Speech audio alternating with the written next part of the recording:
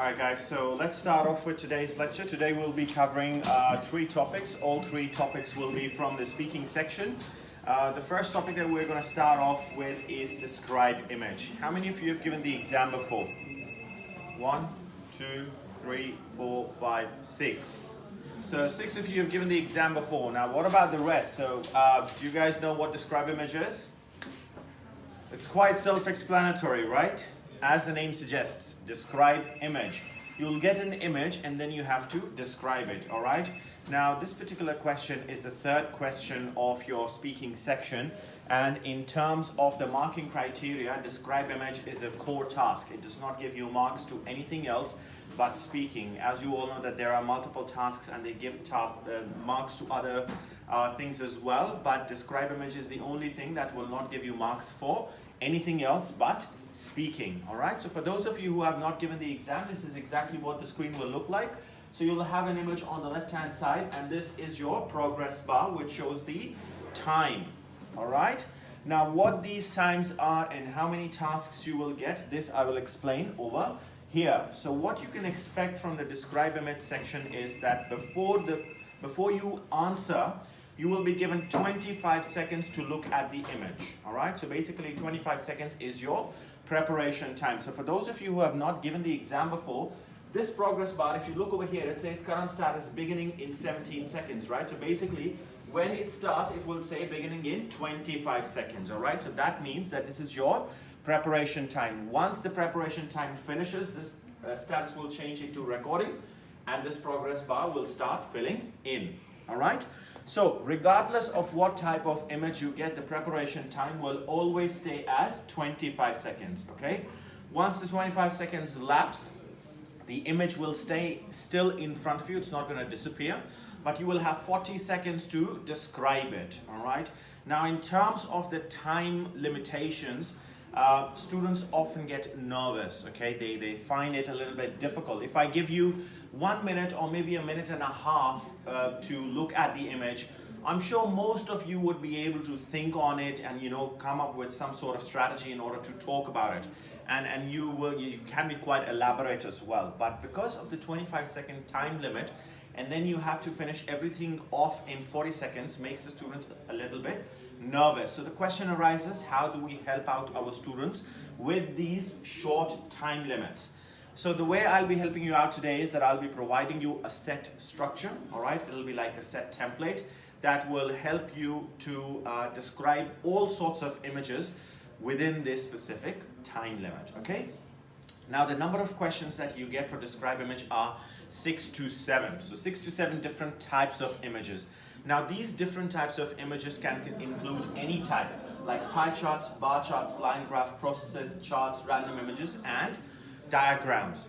So out of all of these different type of images, the most difficult one to describe will be the random images, because in a random image you can get almost anything at all, any type of a picture, okay? So these are the ones most difficult to describe, okay? Let's have a look at some of the different types of an images. So can you tell me what type of an image this is? How will I classify it?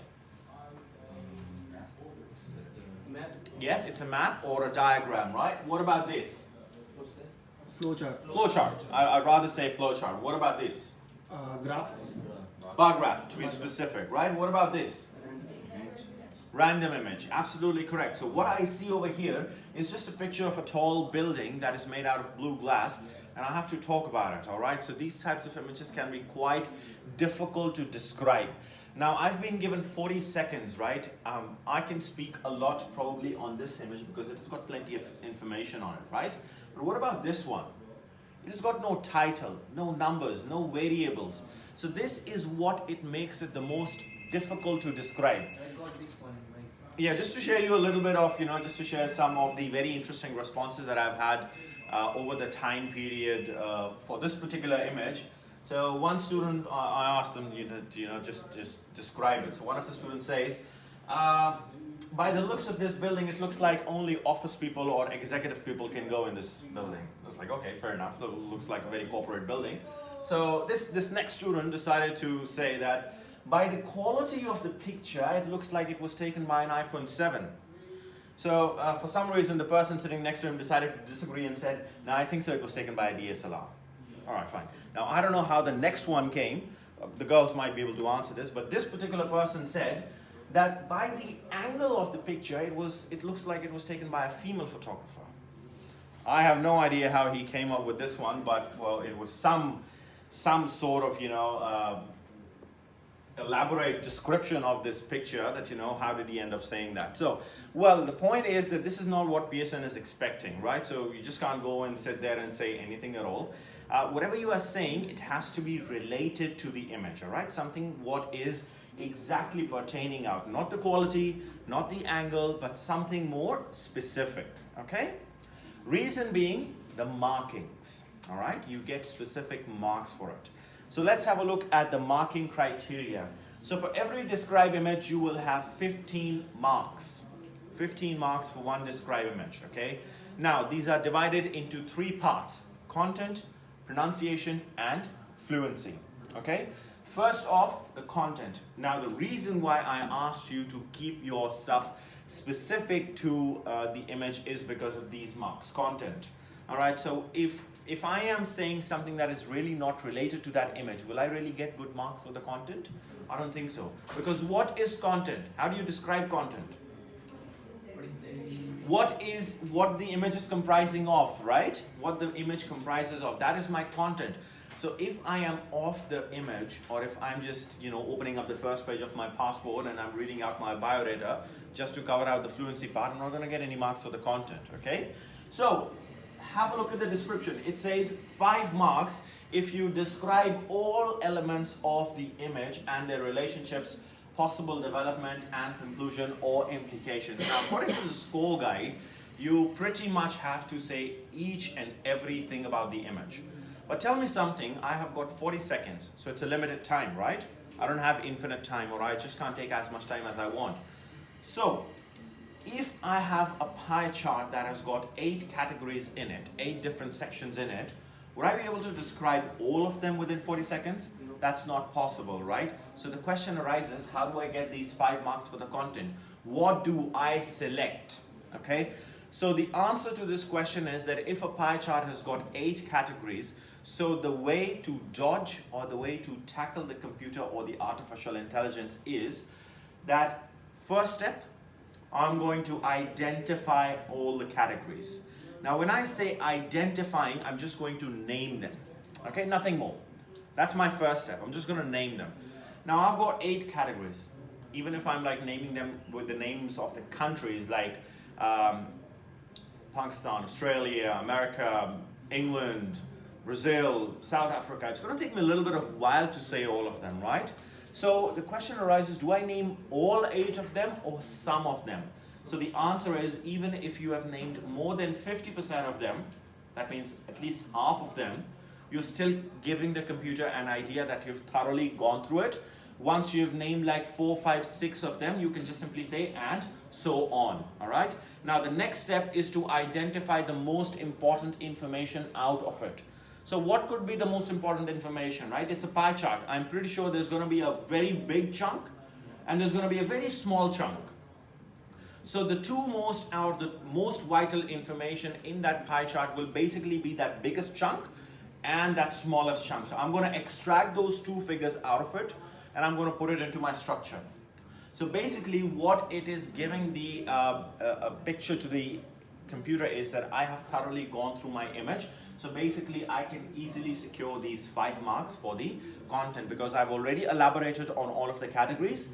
I have taken out the most important information out of it, and so I'm securing these 5 marks. Clear? All right. Now let's move on forward to pronunciation and fluency. What is pronunciation? The way you say the words. Finally, now you know some students are beginning to say it. So it's the way you say the words, right? So it's just the way you pronounce or just the way your mouth functions with regards to all the different words, all right? So you're getting 5 marks for your pronunciation and then 5 marks for your fluency. What is fluency? I can't hear you. Exactly. So when you're speaking too slowly, that's affecting your pronunciation, okay? So for pronunciation, you have to be loud and clear, okay? Loud and clear. Fluency is speaking without any hesitation or without any flaw. How is fluency measured? Number of words per minute or Absolutely correct. Words per minute. All right, so fluency is measured words per minute. That's the reason why Pearson has given you 40 seconds for a specific task, because they want to see how fluent you are in describing this image, right? Now have a look over here. It says 5-5 and it says something like native like. What is native like? What's native like? Local people? Like what type of local people? Like local? if I belong to Australia, then I would say as per Australian pronouns and accordingly. Okay, so that means that I have to go into the examination hall and I'm going to start saying like this: "Hey Matt, how's it going? I'm out to give my PTE exam. What's up, mate?" So is that what it means? You know, so the entire exam I have to go like, I'm going to do a describe image, and this image shows this type of information. That's how Aussies speak, don't they? So that means that after my exam, my jaws are literally going to hurt. Is that what Pearson wants? I don't think so, all right? So the common misconception with native-like is, my friends, native-like does not mean that you have to make a local accent. Native-like means an accent or a type of an accent that from the place where you belong. So let's suppose when you're filling out your Pearson form, right, you're giving your place of origin, you're giving them your first language. So basically they are testing you against the native speakers of your country. They're not going to test you against native speakers of Australia, England or America. So that means you don't really have to have any accent. You don't have to fake it. You don't have to fake an Australian accent. You don't have to fake a British accent. You don't have to fake a US accent. All right? If you have it, that's well enough, fair enough. But if you don't, honestly, please don't even try to fake it, all right? Because at the end of the exam, you literally regret it, okay? Because they are not really concerned with your accent.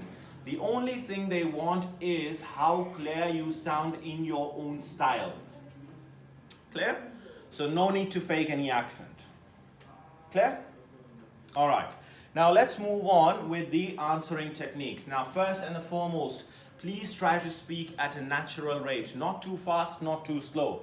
The image describes this image, I'm too fast, all right? So when I'm trying to achieve a maximum fluency, what some of the students do is they go too fast. So when you go too fast, the problem arises that what you are saying out of your mouth actually becomes not words, it actually starts becoming mumbling, okay? So it's not clear, so you get lesser marks for your pronunciation, okay? Now, use the correct intonation, pronunciation, and stress. What is intonation? Not exactly. When there is a comma, we will take some pause. Yes, so I would say intonation is taking the appropriate pause and the variation in my voice, the ups and the downs. When I start my sentence, I started at a higher note, and when I end it, I usually end it at a lower note, all right? So these variations in the voice are called intonation. Now, the only reason why intonation is emphasized is because it gets you a better mark at your pronunciation.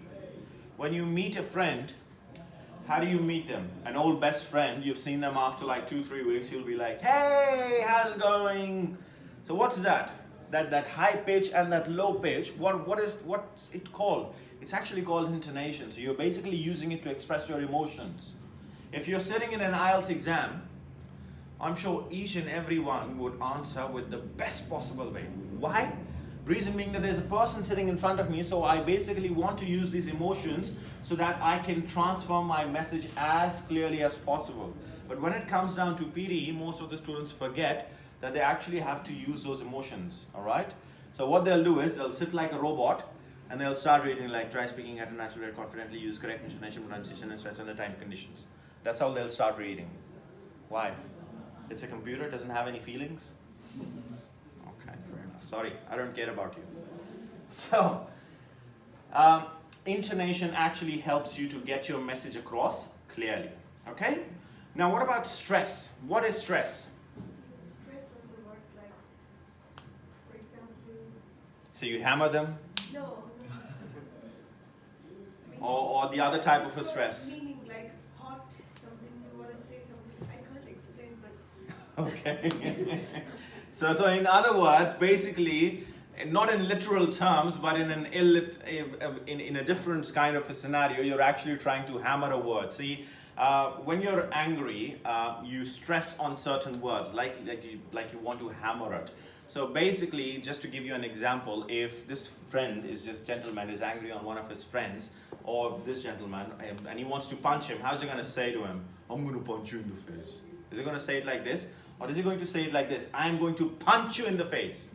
He's going to say it the second way, right? And a specific stress on one particular word, that is punch. So basically that's an action that he wants to commit, so he's stressing that this can be the consequence. So basically stressing means that when you see the title, or when you are explaining your maximum and your minimum, or your highest and the lowest contribution, you're stressing on it, all right? So that is going to give you a little bit of better marks for your speaking. Clear? So now comes down to the point that, you've got 40 seconds. How many sentences should you speak? So ideally, I would say 4. Reason being that the structure is actually divided in that way. Okay, introduction, then you go on around describing it, then an example, and then finally the conclusion. Okay, so 4 sentences that I will give you today for the structure. Don't hesitate or don't pause if you make a mistake. Okay, because in the event, like let's suppose there's a pie chart in front of me, I wanted to say the maximum number, and that number is actually 65%. By accident, there's another number right below it that's showing the second highest, and I confuse the numbers by saying 62%. Will that make it wrong? No. You know why? Because what I've said is actually still out of the image. I haven't technically made a mistake, okay? Yes, in terms of mathematical calculations, I have. But what is more important, fluency or mathematics in Pearson? Fluency, right? So if you make that kind of a mistake, don't hesitate. Reason being, if you make that kind of a mistake and you stop, you're basically losing your fluency, and especially when you use fillers like e, oo, ah, the interesting sounds that we make when we don't know the answer. They're non-academic words, so the computer does not recognize them, okay? So every time I use a filler, it'll add a small gap in my fluency, okay? Now, I would advise not to start with a new sentence after 35 seconds.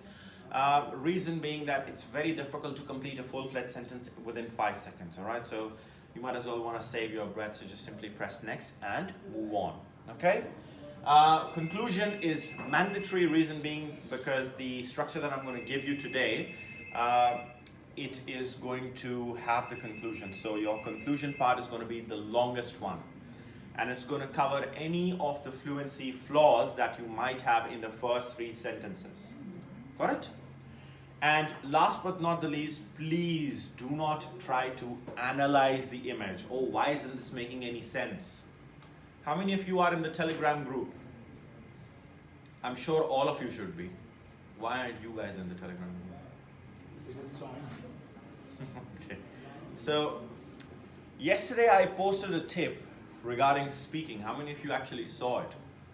The second tip was exactly about this, that focus on your fluency, not the grammar, okay? So when you are trying to analyze the image, you will basically be looking at the grammar as well, all right? See, so today we're having the speaking class, and none of you bothered to see that tip yesterday that I exactly shared about speaking, all right? So try to go through those tips, all right? So basically, please don't try to analyze because the time is very short, okay? 25 seconds to look at it and then 40 seconds to describe it. So no point of analyzing. Clear? Now this is my practice technique. All right, this is my practice technique. Please don't start doing this in the exam because you won't have enough time, okay? So basically during my practice, these are the questions that I can ask myself. Does it have an introduction? Does it have a title? Have I identified all of the variables? Have I taken out the maximum and the minimum? And have I mentioned the conclusion? Now tell me something, will every image have a title? No, it won't, all right? Especially the random images. So what happens when there's no title? You have to come up with an appropriate one, okay? Now, when you are coming up with a title, so as long as it is related to the image, it's fine. There's no right, there's no wrong in it. You might have a different title, you might have a different title, you might have a different title. All three could be correct, as long as they are related to the image. Understood? So basically, how will I divide my 25 seconds? So you can divide them according to this way. So first step, go through the title, 3 seconds. Nothing more than that, all right? Then the next step, go through the variables. What are my variables? Category 1, category 2, 3, 4, 5, and 6. So I'm just naming them. I'm not using the numbers at this stage. I am only taking out their names. Got it? And the next step, I am going to identify the maximum and the minimum. So in this scenario, the maximum is 45%, whereas the minimum is category 3, which is 7%, right? And then I will compare them. How do I compare them? Using discourse markers. However, moreover, furthermore, all right? So you're using discourse markers like this to compare them. Clear? Any questions so far? Yes? No? All right. So that is the structure. Please write it down. Now, while you are writing it, just be careful that, over here, if you see in the brackets, this is just something optional, okay? So if you see, it says the image describes the title of the image. Now in the bracket it says you can use illustrates, depicts, shows, but it does not make any difference in the vocabulary section. So what it is doing is that basically you can replace this describes with illustrates, depicts, or shows. One of them, all right? Don't just start saying the image describes, illustrates, depicts, and shows the title of the image. Just one of them. Similarly, in sentence number 2, it's quite clear. But in sentence number 3, just be careful about what it is saying. So write it down first, and then I will explain it.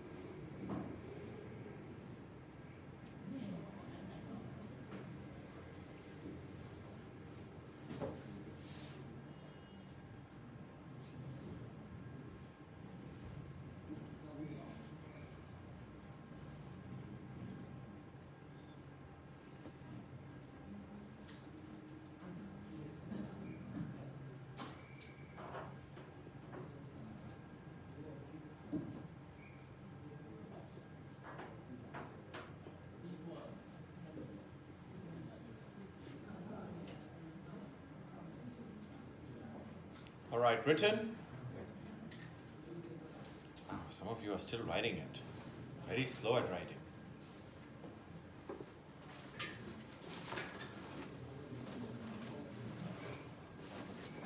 Yes. Don't worry, I'll give it to you before you go. I'm going to explain this first, and the next part is the conclusion. All right, so I hope sentence number 1 is clear. So it's only giving you, basically, you're just introducing the title, okay? So whatever the title of the image is, so let's assume that it is world internet users, all right? So I'll just simply say the image describes the world internet users. Now, sentence number 2 says, it also provides information about the topic. Now, what's the difference between a title and a topic? The content, main content Of? the image, what you are talking about. Not a very good answer. Anyone else? Someone can just say this. Title is title and topic is topic. Simple. Isn't that the answer? It's actually not. So basically the title is just giving the name of the image, alright? A topic is a more elaborate version of the title. Or in simple terms, you can also say a paraphrased version of the title, okay? So that's fine. Or the topic basically gives you the general idea of the image, okay? So any one of it. So if you can come up with the topic, that's fine. But sometimes what happens is that you cannot come up with a different topic or a more paraphrased version. So even if you sometimes use the title as it is over here, that's fine, alright? So it says it also provides information about the topic in different categories, like over here you name the categories, okay? So like category 1, category 2, 3, 4, 5 and so on. Now if there is a measurement unit given, you can give it over here, but if there is none, that's fine, you can omit it as well. Clear? Now sentence number 3 is where you will be making the comparison. So it says it is clear from the image that category 1, so you'll replace this part with the actual name. So you will say that category 1 contributes the maximum, which is 45%. So has contributed or has contributes the highest or the most, which is 45%. Clear? Whereas on the other hand, category 3 contributes the least, minimum, lowest, which is 7%. So any of these words, minimum, lowest, least, which is, and the number, okay? And similarly over here, maximum, highest, most, whatever you want to say. Clear? So if I have to use the first 3 sentences in this for this image, I'll just give it an imaginary name, all right? So I'll say that the image describes the percentages of different countries for the oil share.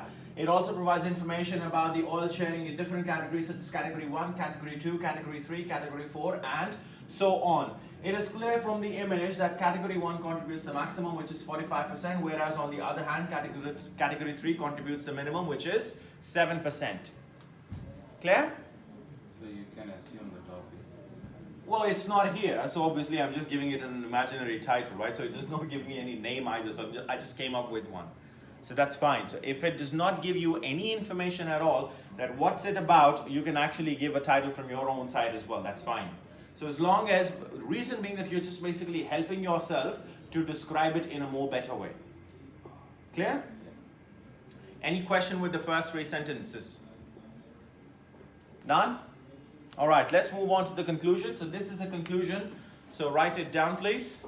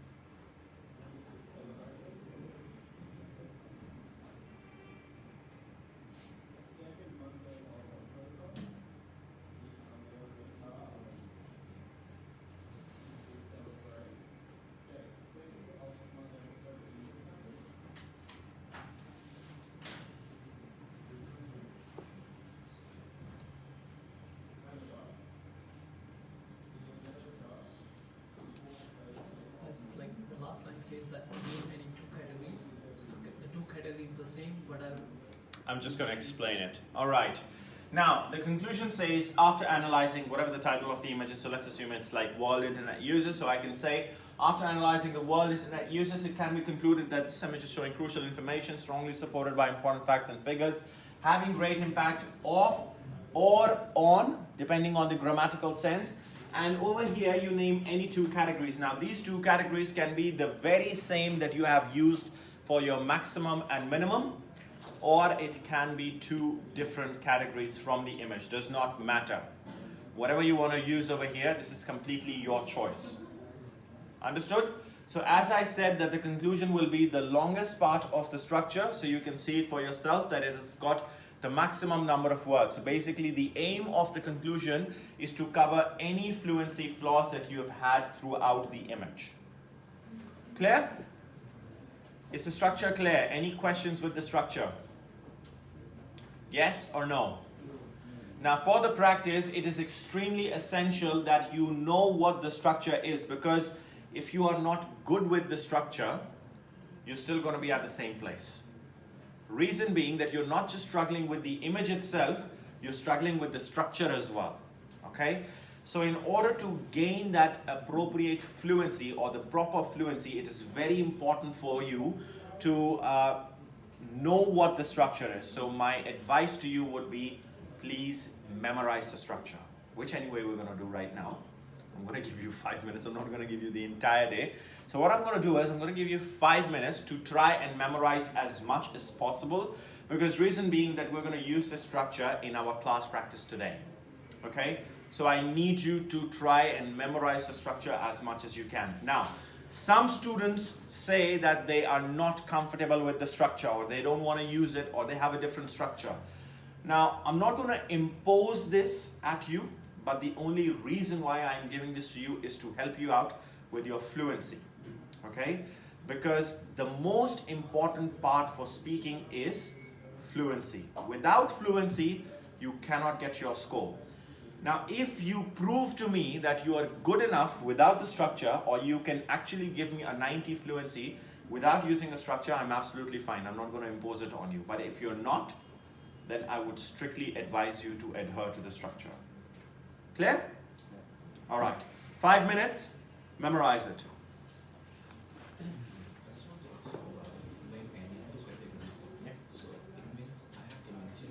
So it's saying that had a great impact of South Asia and America, or on South America and Africa. this one. Any two categories from the image.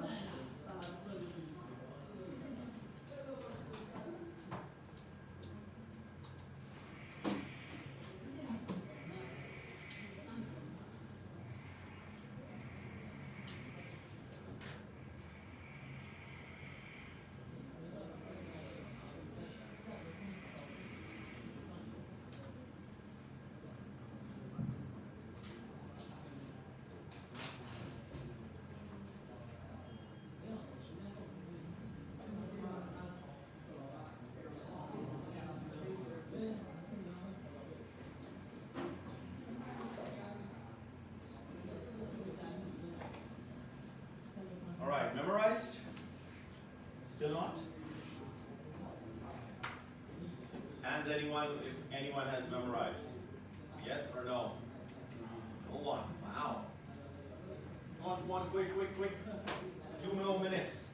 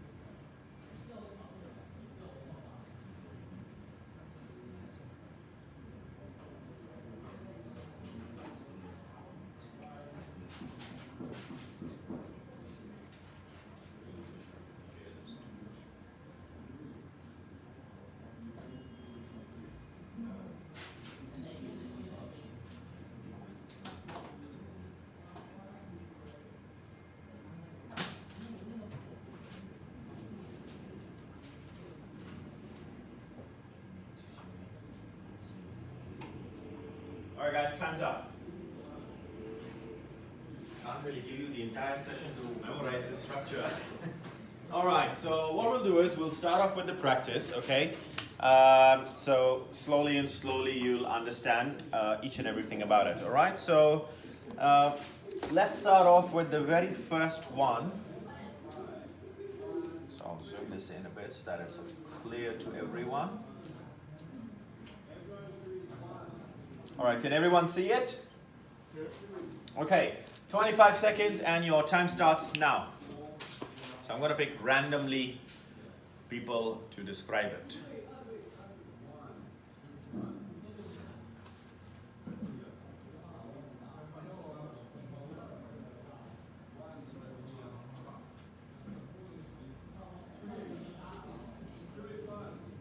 What's the topic of this? Is that a noteboard? Alright, time's up. Who's starting? Who's starting? Hands. No hands? Okay, I'll start picking. Let's start with you, Harish. The image describes what internet uses, and it provides information about various countries such as Asia, Europe, North America, Latin America, and Middle East. Here we can figure out the 38.7% Asia is the most significant one, and the least one is 1.5% for Australia.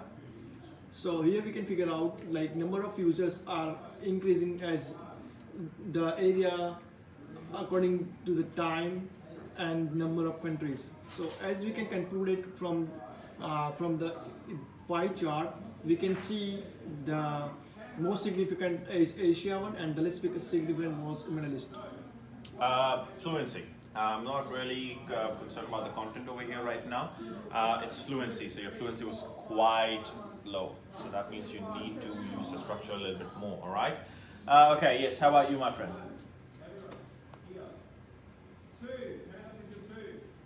1, 2, 3, start. Alright guys, one thing you need to understand is that once your recording's time has started, if you don't start speaking within 3 seconds, what happens? Next question. It'll stop recording, alright? So you've lost the entire question, so you have to start speaking within the 3 seconds, okay? Alright, my friend, yes.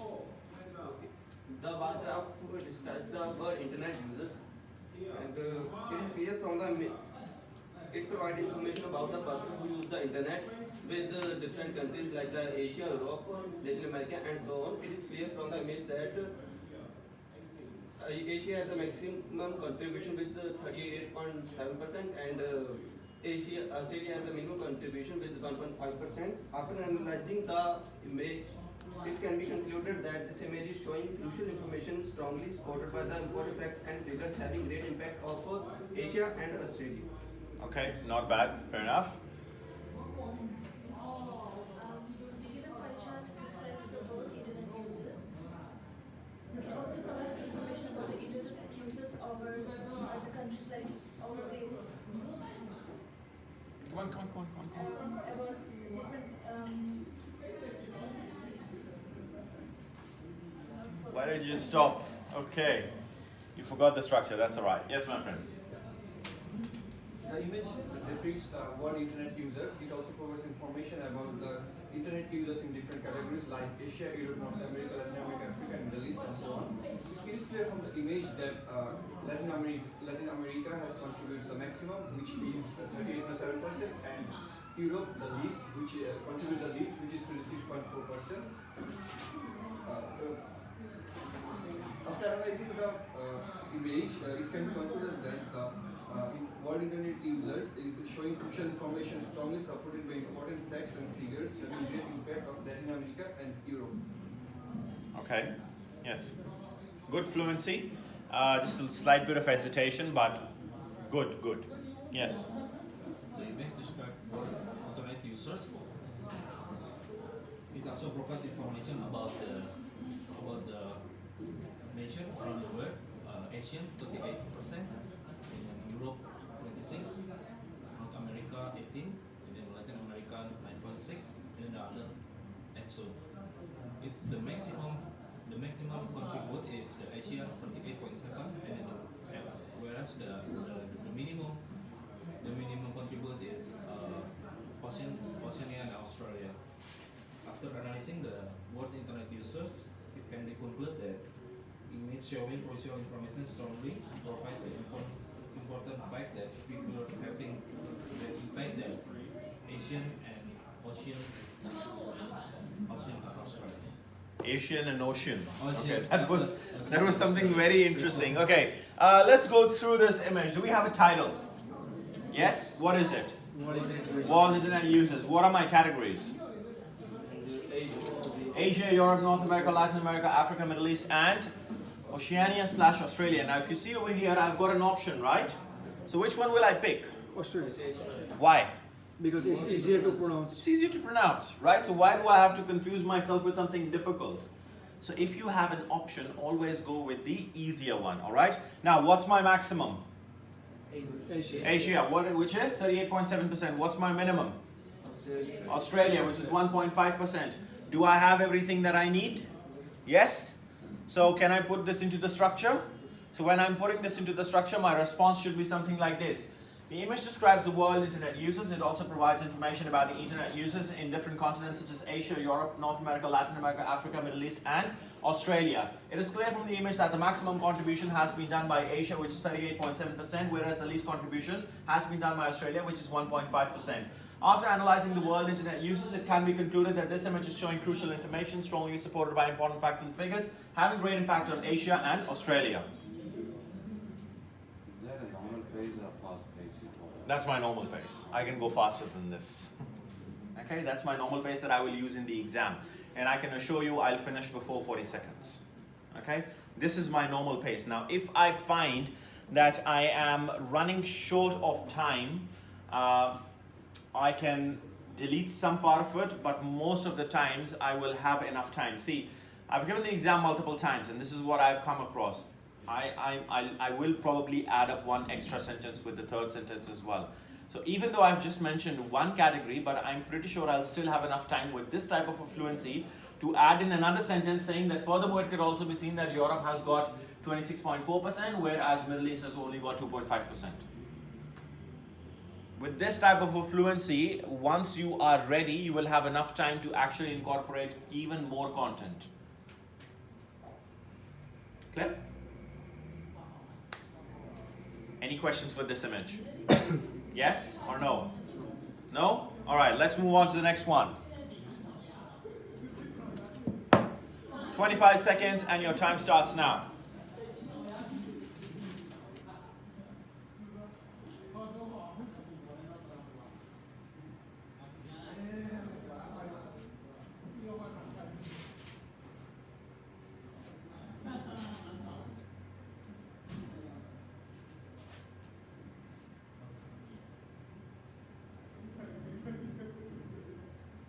Time's up.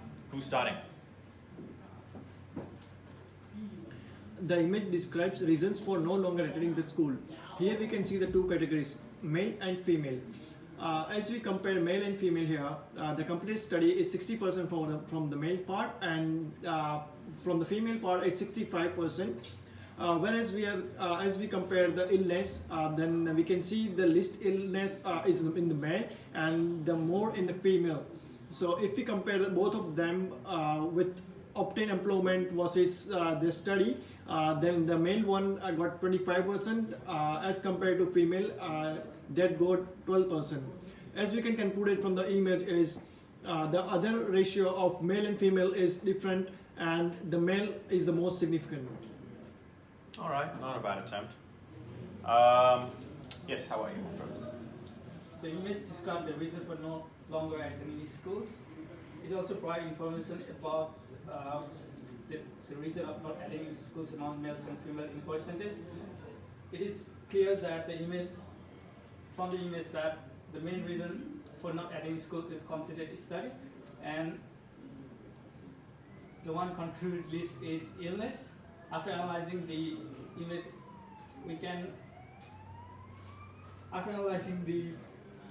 After analyzing, I get stuck. Okay, that's fine. Yes, how are you? The image describes the reason for no longer attending school. It also provides information regarding male and female about the absence from school. From the image, it can be illustrated that the main reason for absence is completed study in both male and female, that is 60%, followed by obtained employment, that is 25%. After analyzing the image, it can be concluded that the image provides crucial information supported by facts and figures. Facts and figures having great impact of completed study and obtained employment. Okay, not bad. Yes. The image describes the reasons for no longer attending school by two different genders, that is male and female.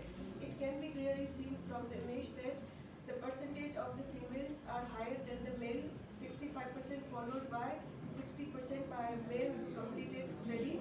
And after analyzing the title of image, there are various reasons by which males and females are not attending school. It can be clearly seen that the number of the males are slightly lower than the females who are not attending school.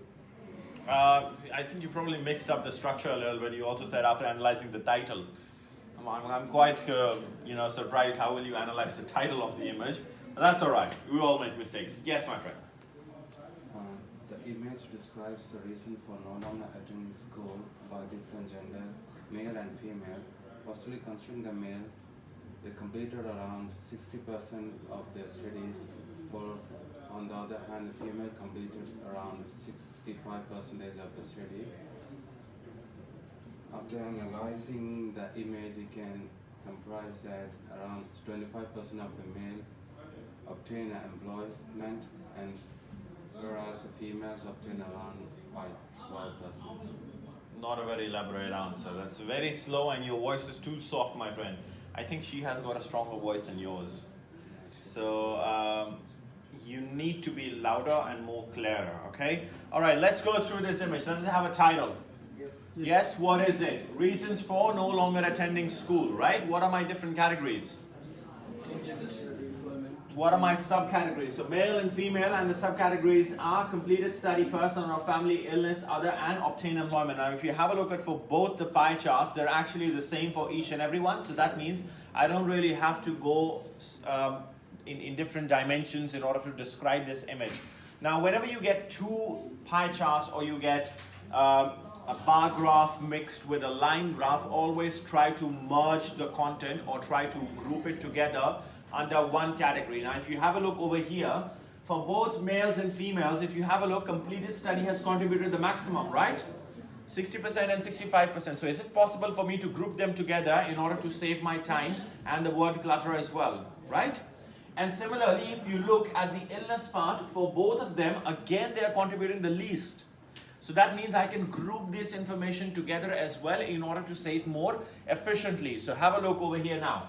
The image describes the reasons for no longer attending schools for males and females. It also provides information about the reasons for no longer attending school in different categories such as obtained employment, completed study, personal or family issues, illness and other. It is clear from the image that the maximum contribution for both males and females was done in the completed study, which was 60% and 65% respectively, whereas on the other hand, the least contribution was done for both males and females in the category of illness, which was 3% and 5% respectively. Do you understand what I did over here?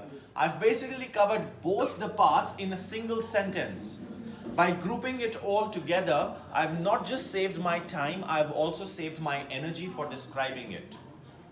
And then the conclusion stays the same. So after analyzing the reasons for no longer attending school, it can be concluded that this image is showing crucial information, strongly supported by important facts and figures, having great impact on completed study and illness. Or I can also say on males and females. Anything that I want, any category. Understand? So any image that you see where you have a probability of merging or grouping the information together, please do so, because reason being you will be able to cover more content in a lesser time. As a result, you're getting more marks for your fluency and ultimately for your speaking. Clear? Any questions with this image? We are not mentioning whether it's pie chart or bar graph. You can if you want to. That's not a problem.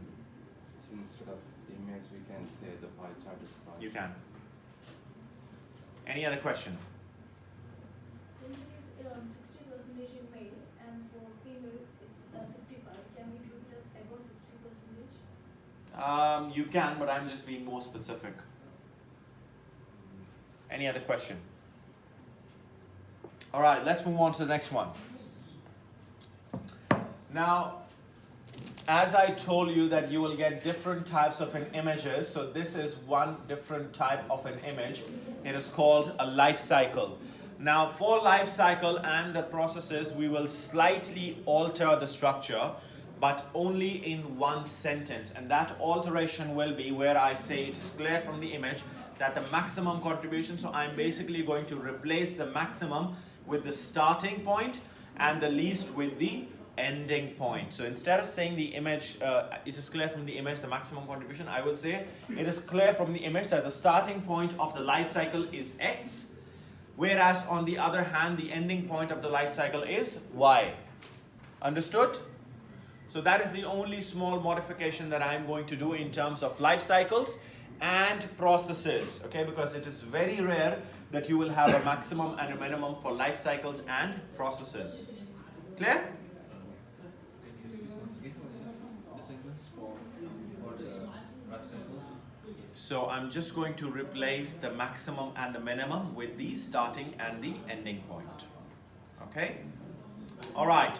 25 seconds for this image and your time starts now.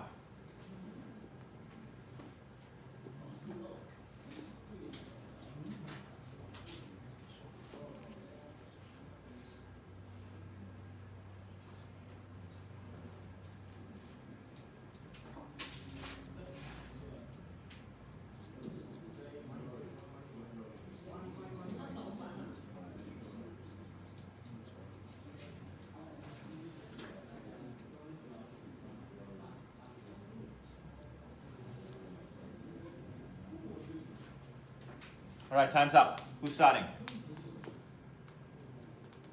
Who is starting? Okay, let's start with you. This brochure describes how housewives work. It is clear from the image that the first starting point is egg, whereas the ending point is pupa. That's it? Wow, that was quick. Okay. I think that was not even probably 15 seconds. All right. Yes, how about you, my friend? The life cycle describes the how houseflies work. It contains 6 stages, and the stage starts from the egg and ends with the adult fly. And it has different categories like eggs, first level stage, second level stage, third level stage, and pupa, and finally the adult fly. And after analyzing the how life flies work, it can be concluded that this image is showing crucial information strongly supported by the important facts and figures having great impact of eggs and adult. Okay, fair enough. I'll take that as an answer. Yes, how about you, my friend? The image depicts how spice work. It also covers information about the life cycle in different categories like eggs, pupa, and so on. It's clear from the image that the starting point of the life cycle is eggs and the ending point of the life cycle is pupa. After analyzing the life cycle, it can be concluded that the image is showing crucial information strongly supported by information in facts and figures having great impact of eggs and pupa. Very good. Good fluency. So it looks like you've pretty much memorized the structure. Good. Yes, my friend. Can we say the facts here? It's your choice. What did I mention? What's the strategy? No grammar, fluency. Like in the before, like the last, we were saying like with the facts. So here we can say the facts or some different word. It's up to you if you want to change it. If you're good at improvising, you can. But I wouldn't really suggest you to change it because it's not going to make any difference because grammatical structure is not what is important. It's fluency. Okay? All right. Who's next? The image describes how houseflies work. It has provided information in different stages like eggs, first larval stage, second larval stage, third larval stage, and pupa, and finally the adult fly. It is clear from the picture that the first stage is eggs and it ended up in the adult fly. After analyzing the image, can be concluded that the image providing crucial information supported by facts and figures having great impact of eggs and pupa. All right. Fair enough. Yes. The image describes about life cycle of fly. It's provide information about eggs and pupa in different categories. Eggs, larva central, 2, 3, and pupa. The starting start from eggs and the ending start from pupa. After analyzing the image, when we conclude that it's showing crucial information start reporting about the pupa and eggs. Not a very elaborate answer. You need to work on your tone and you also need to work on your fluency. All right, let's have a look at it. Do we have a title? Yes. Yes. What are my different categories? Eggs, first larva stage, second, and then third, and then pupa, and the adult fly, right? So what's my starting point? Eggs, ending point is adult fly, right? So if I have to put this information into the structure, I'll simply say like this. The image describes the housefly's life cycle. It also provides information about the life cycle in different steps, such as the eggs, first larval stage, second larval stage, third larval stage, and finally the adult fly. It is clear from the image that the life cycle starts at the eggs laying and it goes through different stages, such as the third larval stage and then into the pupa, and finally ends at the adult fly. It is clear from the life cycle that this image is showing crucial information strongly supported by important facts and figures having great impact on the adult fly and the pupa. Now I've taken just any two categories, anything that I want. I can say eggs and the adult fly as well. So nothing changes except for the starting and the ending point. Now if you notice something over here, I just mentioned something extra while mentioning the third sentence as well, right? That was just to make sure that I cross a specific time, that is 25 seconds. So by all means, please try to speak at least 25 seconds and more because it will ensure that you have spoken enough words. Clear? All right, let's move on to the next image.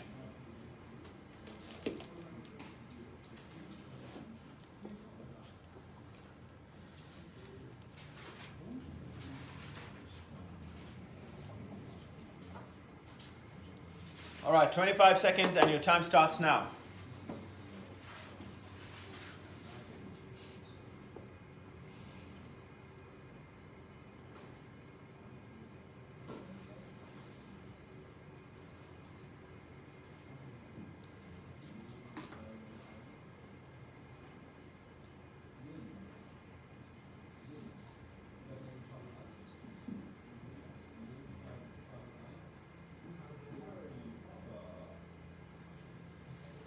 Time's up. Who's starting? The bar chart transport modes in European city 1960 to 2000, it shows 4 categories such as bus, car, bike and foot. There are the various transport modes and the most salient one is the foot one, and the least one is the car in the 1960. And if we go for 2000, then it shows moderate one from bus to the bike. As we clearly seen from the image, it's the percentage of total travelers keep increasing in the car one as the time advances. And if we concluded from the image, the most significant one was foot and the least one was car. Okay, fair enough. Yes, how about you, my friend? This bar chart conveys the transport modes in European city from the year 1960 to 2000. Firstly, considering the year 1960, the most popular one is bus, followed by the bikes, and following years the popularity of the car and bike has increased dramatically. In conclusion, That's an interesting question. What should I say in the conclusion? All right. Look, your voice is very soft. You need to speak a little bit stronger. All right. All right. Yes. How about you, my friend?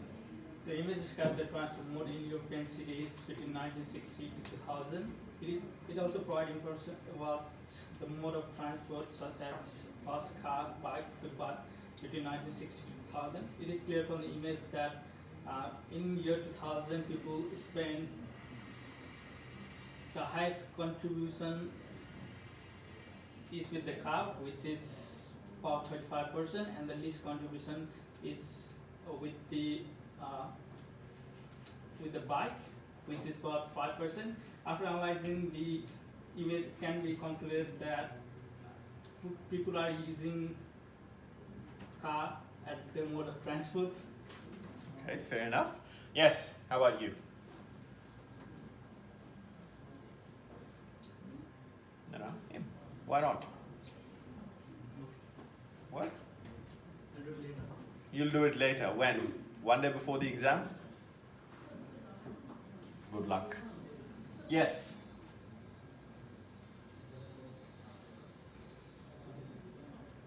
Stop. Yes, I'm talking to you. The chart describes the information about the transport mode in Europe City between 1960 to 2000. There are different transport were used by the travelers, such as bus, car, and bikes in percentage. It can be clearly seen from the chart that in 2000, car mode was more popular by the travelers, and the least popular mode was the car in 1960. It is clear. After analyzing the bar chart, it can be clearly concluded that the image is showing crucial information strongly supported by important facts and figures having direct impact that the more traveler was using the car. Okay, not a bad attempt. All right, let's have a look at it. Does it have a title? Yes. Yes, it is transport modes in a European city from the years 1962 to 2000. Now, what are my different categories? Bus, car, bike, and foot. All right, so I've been given 3 different years as well: 1960, 1980, and 2000. And all 3 categories have been compared in all 3 different years, right? So over here, what I could have done was that I could have taken 1 year, and I could have picked different categories to compare them across the years. Okay? For example, if I have to put this, just giving you the third sentence, it is clear from the image that in the year 1960, the maximum contribution was done by the people traveling on foot, which was approximately 35%, whereas the least contribution was done by the people traveling on car, which was approximately 5%. Now, have a look over here. I've used the word approximately, reason being that it is not very accurate, right? So why do I have to confuse myself with coming up with an accurate number? If it is not giving me an accurate number, I'm just going to approximate it to the nearest one. Okay? So I've picked up 1 year and I've compared 2 categories. Now, if I've got more time, I can add something more as well. Furthermore, it can also be seen that in the year 2000, the most popular mode of transport was car, which is approximately 35%, whereas the least popular mode was the bike, which is approximately 5%. And then the conclusion stays the same. Do you understand what I did over here? Alternatively, what you can do over here is that you can actually take one category and compare it across 3 different years as well. So I can just simply say that it is clear from the image that the category of bus contributed the maximum in the year 1980, which was approximately 25%, whereas it contributed the least in the year 2000, which was only 15%. Furthermore, it can also be seen that the category car contributed the maximum in the year 2000. Now, this is a little bit of a drag, so I find it a little bit monotonous. So what I did previously was a little bit more innovative and a little bit more shorter as well. So it's your choice, whichever you want to pick. Clear? Any questions or confusions with this image? It's okay if we only use 1 year. You can, that's fine. But 1 year, at least compare 2 different categories. Got it?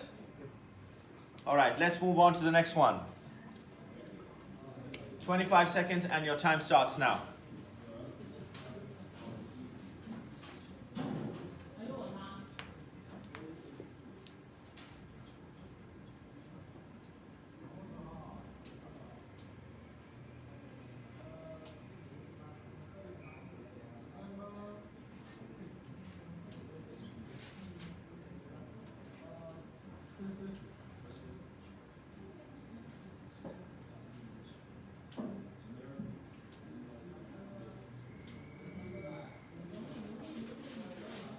All right, time's up. Let's start with you, my friend.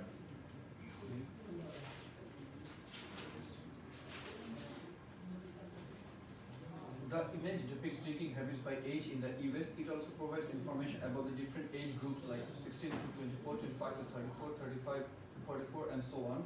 It's clear from the image that category. What happened? I couldn't take the note. That's why. You couldn't take the notes. Okay. Yes, Polish. The image describes drinking habits by age from the US and in the different 4 categories: heavy drinker, light drinker, ex-drinker, never drinker. And the age groups are 16 to 24, 25 to 34, 35 to 44, 45 to 54, 55 to 64, 65 to 74. And as the age increases, the percentage shows the heavy ex-drinker to light drinker to the heavier drinker. And as you can see, clearly seen from the 16 to 24, there are never drinks, and as their age increases, they become more having more drinking habits. And as we conclude from the ex-drinker side, from 65 to 74 is the most significant one, and from 64 to 24 is the least one. Okay, not bad. Good fluency, good improvement. Yes. The given bar chart describes the drinking habits by age in the US. It provides information about the drinking habits for the ages 16 to 74 in percentage. It is clear from the image that the 45 to 54 age group contributes the maximum in heavy drinker category, whereas the age group 65 to 74 contributes a minimum percentage in the category of heavy drinker. After analyzing the drinking habits by age, can we conclude that the image is showing crucial information strongly supported by information and facts, figures having great impact of age group 45 to 54 and 65 to 74. Okay, not bad, but just a little bit too extensive. I think you probably went over your time limit, so try to be careful of that. Yes, my friend.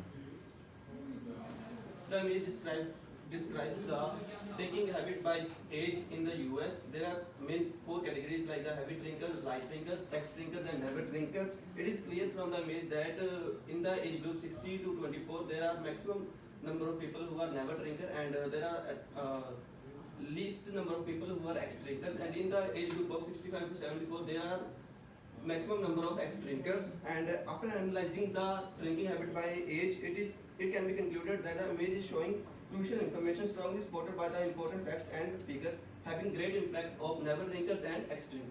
Very good fluency. All right, now let's have a look at this image. Do I have a title? Yes. Drinking habits by age in the United States. What are my categories? heavy drinker, light drinker, ex-drinker, and never drinker in different age groups. Right now, in order to say the age groups, you don't really have to pick them up one by one and then say them. You can simply say between the age groups of 16 to 74, okay? Just to keep it short and concise. Now, if you have a look over here, in one age group, all 4 categories have been given, right? So this was just a little bit tricky. So yes, I understand that the never drinker is approximately 60%, but what about this part? Is it between 60 to 70%? No. No, It's it is barely 10% because it's between 60 and 70. What about this one? It is barely representing 30%. What about this one? Roughly around 5% or 10%.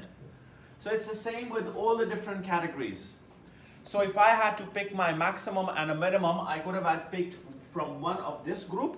So let's suppose I am picking the never drinker from 16 to 24 of age group, and I'll pick the heavy drinker from the age group of 65 to 74. Or I'll pick the ex-drinker between the age group of 25 to 34. It's my choice, whichever I want to pick. So if I have to put all of this information into the structure, I'll simply say, the image describes the drinking habits by age in the United States. It also provides information about the drinking habits in different categories such as heavy drinker, light drinker, ex-drinker, and never drinker between the age groups of 16 to 74. It is clear from the image that the maximum contribution for the never drinker was given in the age group of 16 to 24, which is approximately 60%, whereas the least contribution for the ex-drinker was given in the age group of 25 to 34, which was roughly around 10%. After analyzing the drinking habits, it can be concluded that this image is showing crucial information, strongly supported by important facts and figures, having great impact on the never drinker and the ex-drinker. Do you understand? Any confusions about this image? You can pick any 2 categories that you want from any age group. That's fine, because that's as much as you can do within 40 seconds. You can't go beyond that. You have to be careful of your time limit as well. Got it? All right. Let's move on to the next one.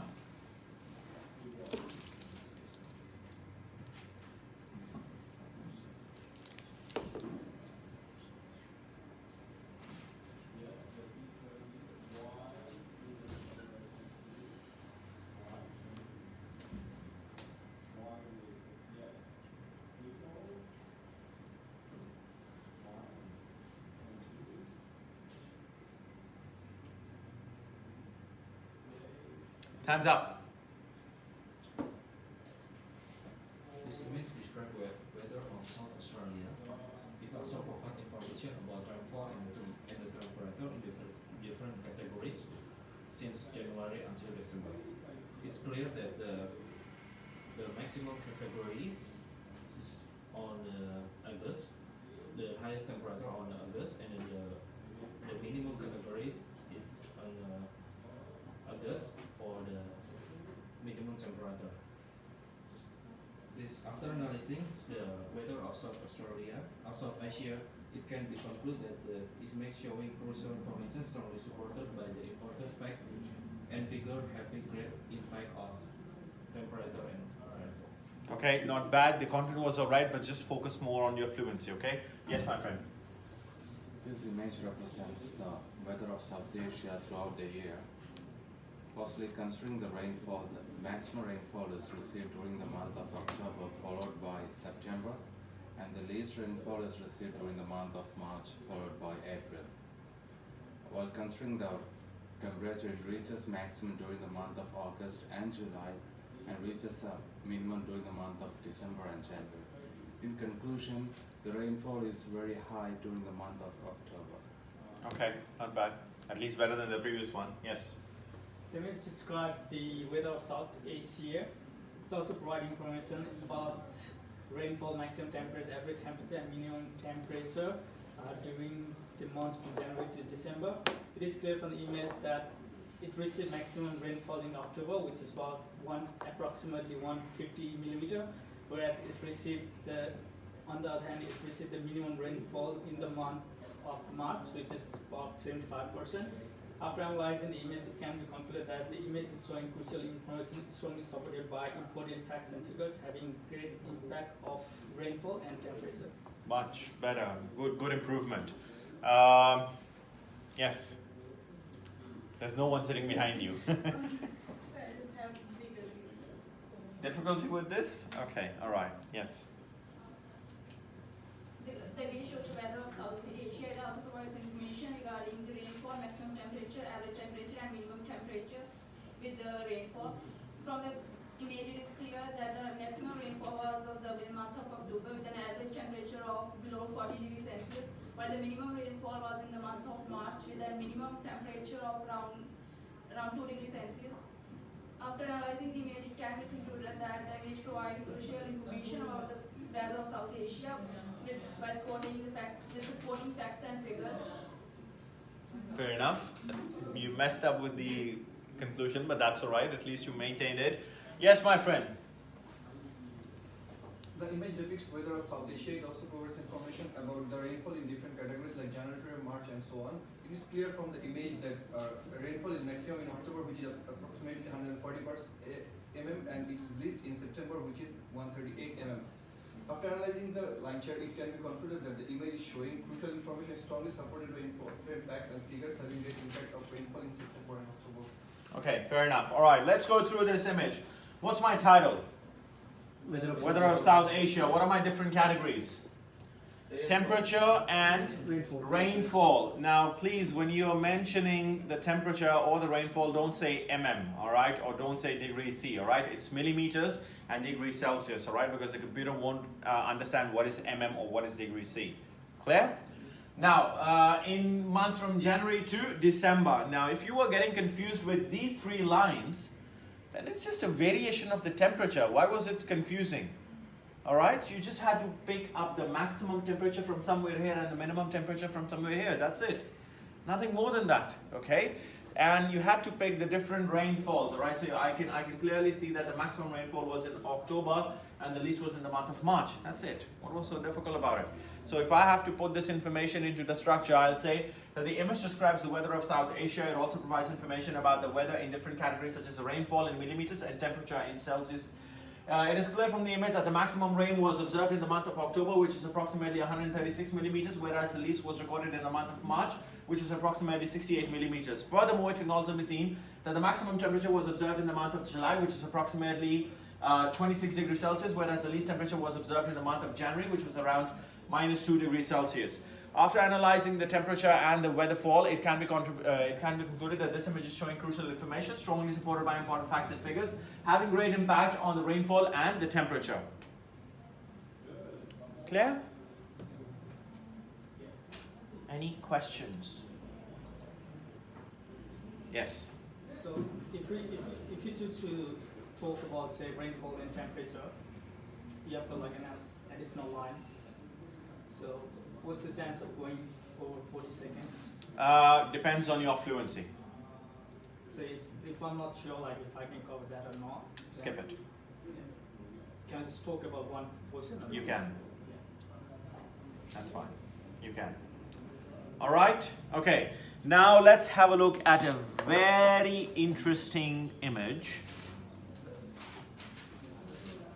which I am sure all of you would love, because I do.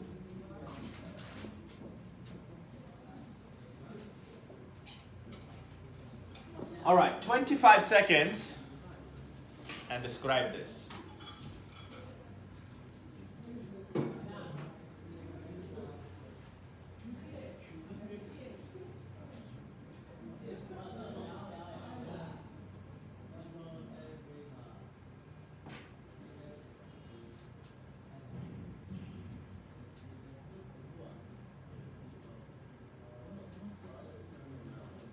Time's up.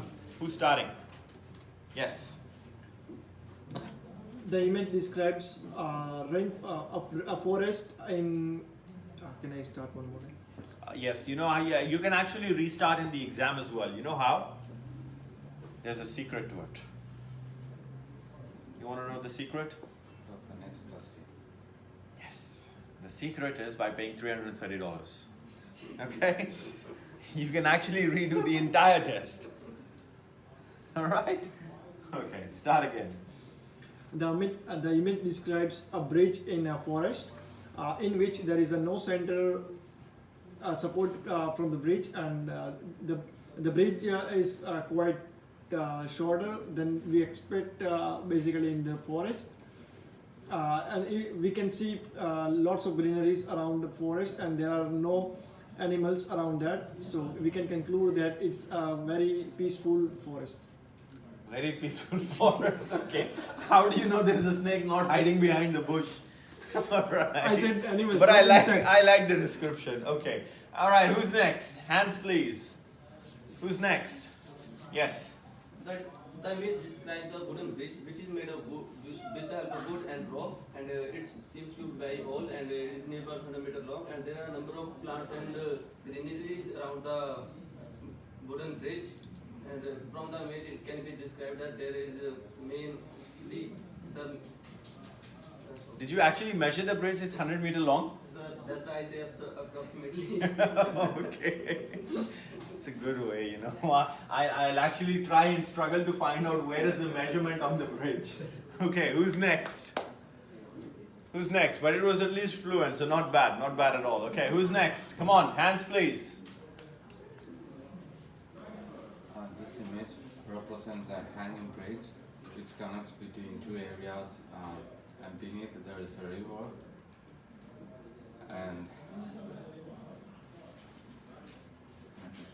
And that's it? The bridge consists of That's it. I'm trying to find out the river. Where is the river? just assume See, you assume. So anything that is not related to the content, you get marks for it. No, you don't. All right, who's next? Yes. This image describes about the hanging bridge at the forest. The hanging bridge connected two places that separate with the hills. It's very important for the transportation around there. This conclusion that the bridge is very important for people around there. My God, such an important bridge. All right. See, that's why I love random images. You know, you can get some very interesting responses. All right, so let's come up with a title for it. Hanging bridge, bridge in the forest. I think both are fine. I don't mind it. Okay, so I'll say a bridge in the forest. Okay, so what are my different categories now? What am I supposed to say for the categories for it?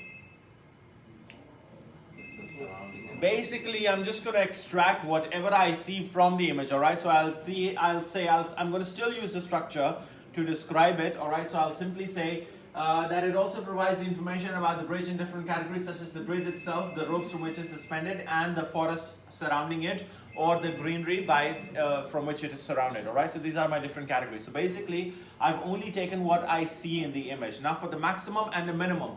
An interesting part, I'm still going to cover the maximum thing over here and the minimum as well. So what I'm going to do is, even though I've got no numbers or anything of that sort, I'm just going to resort to the area of the picture. So basically, if you have a look at the area of the picture, which part has covered the most of the picture? The greenery or the forest, right? And which part has covered the least? The bridge itself. So I can still utilize the same information that I'm seeing in the image. So I'll say that it is clear from the image that the maximum part of the image has been covered by the forest and the greenery, whereas the least part of the image has been covered by the bridge itself. Furthermore, it can also be seen that the bridge looks very old and it has been made out of wood and ropes. And then the conclusion as it is. After analyzing the bridge, it can be concluded that this image is showing crucial information, strongly supported by important facts and figures, having great impact on the forest and the bridge. Same structure. I've just used a little bit of my imagination, but whatever I said, nothing was out of the image, right? Or was it? I did not describe any particular traits. I did not say it is 100 meters long, there's a river behind it, or there's no animals, or it's peaceful. All right, whatever I've said, I've actually just took everything from there, and that's it. Clear? All right, let's have a look at the next one.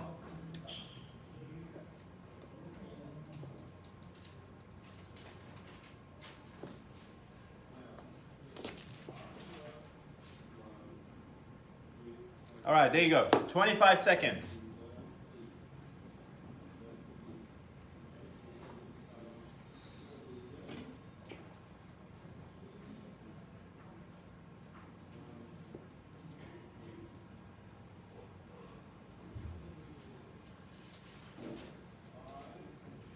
Time's up. Who's starting? The image describe the rings in the tree. It's also provide information about the number of rings within the wood. It is clear from the image that the maximum number of rings can be seen at the center, whereas the least number of rings can be seen on the outer side of the wood. After analyzing the image, can conclude that the image is showing crucial information, strongly supporting facts and figures, showing the number of rings. Okay, not bad. Not a bad attempt at all. Yes, how about you? Yep. The image describes the information about a piece of wood. It can be clearly seen by the image that the wood is surrounded by the green grass, and it also provides information, the circles in the middle. It can be clearly seen from the image that there are more circles in the middle than on the sides. And that's it? Okay, fair enough. Yes, Pavish. The image describes a cutting piece of wood which shows a different sort of uneven rings surrounding the woods, and the most significant part of the wood is someone scratches a shape of heart to showing emotions to someone else, and if we can conclude accordingly that there is a least grass surrounding the wood and the most grass, and the image taken is blood, so we can clearly figure out the wood and grasses. Bhavish, let me ask you a question. Is this like an Indian movie going on in front No, it of shows you, like where someone has actually come up with a knife and they've carved out a heart shape and say, oh, they forgot to mention I love you. No, but it looked like if you can figure out like whole wood, like the most darker one border is the heart shape. Yes, it actually is. Very observant, but I would still refrain from saying that someone actually, just plainly made it out or carved it out of just sheer emotion. All right, who's next? But an interesting one. I like it. So far, the most interesting one. So I'm going to add this into my interesting stories. All right, who's next? Yes, my friend. Give it a try. Come on. The image depicts a piece of wood. It provides information about the wooden piece and the greenery surrounded that of the wood. It's clear from the image that. All right. Okay. Now, before I explain this, I'll do it myself and then I'll explain it. Okay? The image describes the process of dendrochronology. It also provides the information of dendrochronology in different categories such as the heartwood, sapwood, and the inner bark. It is clear from the image that the maximum contribution has been done by the heartwood, whereas the least contribution has been done by the inner bark. Furthermore, we can also see that in the center there is a sapwood. After analyzing the process of dendrochronology, it can be concluded that this image is showing crucial information strongly supported by important facts and figures having great impact on the heartwood and the inner bark. How about that? Now, I don't expect you to know the name of this, but just to let you know, this specific picture is actually showing the process of dendrochronology. What is dendrochronology? It is the process of finding out the age of the trees by having a look at the rings. So what you see in your category, yes, Bhavish, it is actually a heart-shaped ring, but it's not that someone has come out with a knife and carved it. It's formed by nature, all right? So the outermost ring is called the heartwood. Further below, it is called the sapwood, and then the inner bark. Now, mind you, remember this, because dendrochronology is not just a describe image, it is also a summarized written text.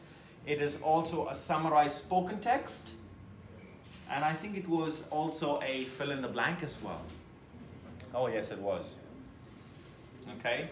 So it's a very important topic. So you need to know what dendrochronology is, not just with describe image, but for other things as well. Clear?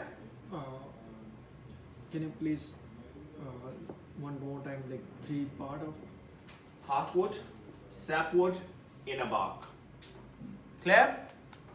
Dendrochronology. Any questions? Any questions or confusions? hardwood, sapwood and inner bark. Inner bark, yes. All right, now there's a file in the Dropbox in the PT exam question section that consists of a lot of described images. All of them are real exam questions, all right? Let me put this very straight to you. If you are aiming for 79 and you don't practice with the structure, you're not getting close to that fluency, okay? Let me make this very clear to you. So if you want a good score, please utilize that file. Try to practice as many pictures as you can. You don't have to like finish the entire file out in one day. Even if you're doing like 5 images a day, how much time is it going to take? Time yourself. Use your smartphones for actually something beneficial rather than just using Snapchat, Instagram and Facebook. So actually use the stopwatch and the voice memo inside it that you can use to time yourself. So time yourself and see whether you're finishing in 40 seconds or not. That's how you get to that fluency, okay? That's the best way of aiming for fluency. So open your voice memos and record yourself and see how much time you're taking. If you're not finishing off in 40 seconds, that means you need effort. If you're finishing off, then that means you're progressing, all right? So how much time is it going to take to practice five images? 25 seconds for preparation, 40 seconds for answering. Barely 5-10 minutes, nothing more than that, barely. I think you can afford that much time for your future. Okay, so I'll just simply say for your future, because I'm sure none of you is here to do PT for fun. All right? I'm sure all of you need it for your immigration purposes. All right, so any questions? All right, so we'll take a short break here. 20 minutes is enough? Yes? All right. So be back at 1:20 and then we'll proceed further. All right?